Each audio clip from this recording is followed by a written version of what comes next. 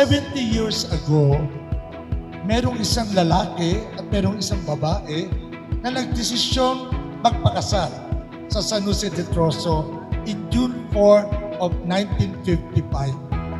Yung babae na yon at yung lalaki yon ang aking pinakamamahal na nanay at tatay. Pito po kami na naging bunga ng pagsasama na yan.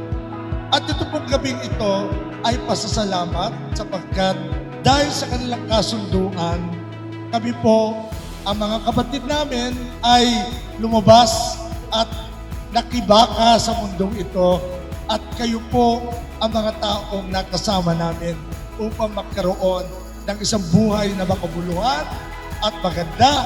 Kaya sa pagsasara ng taong ito, pagsasara ng Jubilee Year at pagsasara din ng pagdiriwang ng aming family for 70 years. Kasama po ninyo, kami po ay nagpapasalamat. At ang pasasalamat namin ay sa pamamagitan ng mga awitin na inyo pong madidinig sa araw na ito.